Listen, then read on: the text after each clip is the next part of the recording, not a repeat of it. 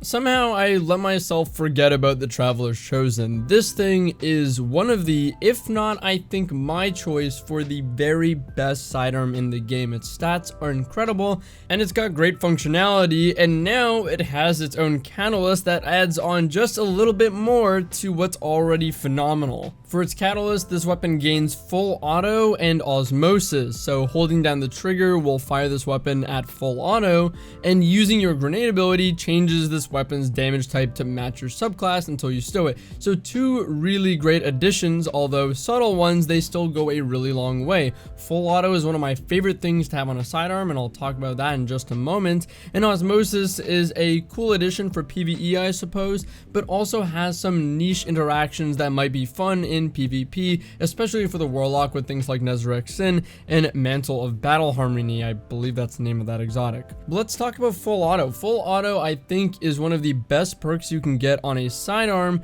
because, I don't know, in my experience when I'm using a sidearm, I don't mind repeatedly tapping the trigger, but it can take away from my recoil compensation. It does make it a little harder to focus on tilting the stick down and making sure that I'm just landing each of my shots, whereas when I have full auto and I can just hold the trigger, there's no movement there, so I can go fully just focus on landing my shots, compensating for the recoil, especially at range. And I mean, again, because there's less movement, you don't have to be spamming so much. You're guaranteed fast rate of fire, and in PvE activities, it doesn't hurt my finger as much over time, which is great. But seriously, I don't think anyone should be undervaluing full auto on this sidearm. It seems like such a small, subtle thing to add to it, but really, for me at least, it makes such a significant difference in my ability to aim and land shots effectively and easily with this weapon. Again, it eliminates all the thought of having to put repeated movement into pressing the trigger, and when you just get to hold it down, you can just completely focus on fine-tuning your aim with your right stick and again compensating for that recoil, and it just makes it so much more consistent. I mean, even back with the Menagerie days when the Drang Baroque could roll full auto, I went for a god roll that had full auto simply because it allows you to aim more fluidly and consistently, just focusing on your recoil comp.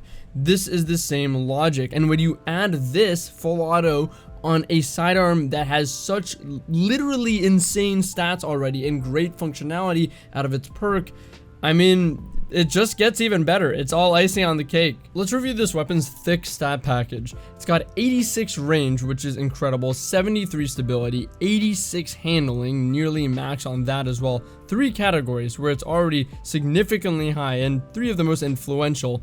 46 range, 85 aim assist. It's got 1.2 times zoom, which is standard, but that's not too big of a deal because of its insane range stat.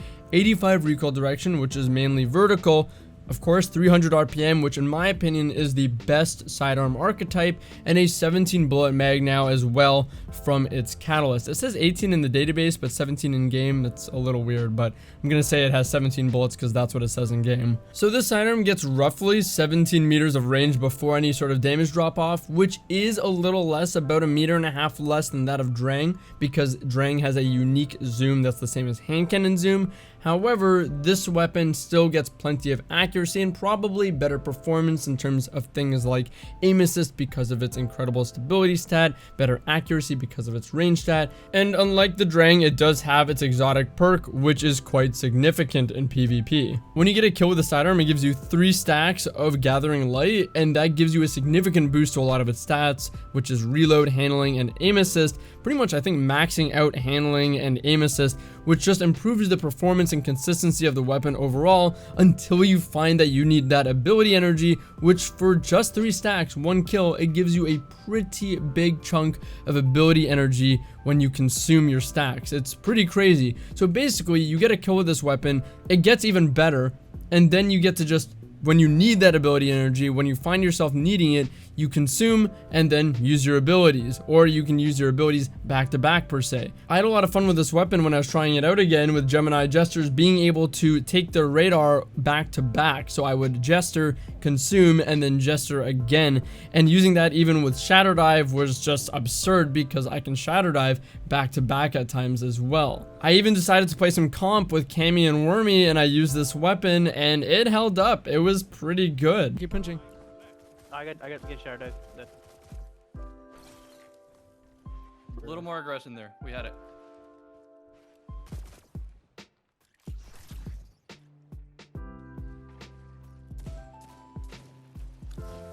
One of you, Drew, weak. Can't help, Drew. Can't help. Oh, I got him. Jeez. Another one on you. Gunny. Oh my gosh. No One more there, radar. one more there, Drew. Just stay alive, we're coming. Gunny! Oh no! And I think that's because even in threes, if you don't happen to get a kill, that's okay, I think. Because this sidearm has just absurd stats to begin with that I think you can get away using it like last word, this and a sniper, and using this as your main weapon. You might not have quite as much of the range, but with full auto, you really can put in some good shots and clean shots at range because you can totally focus once again on your tracking and recoil compensation.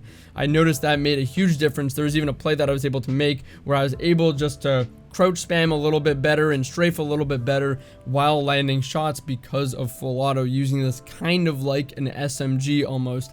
It was really strong and it put in work, so I loved using it.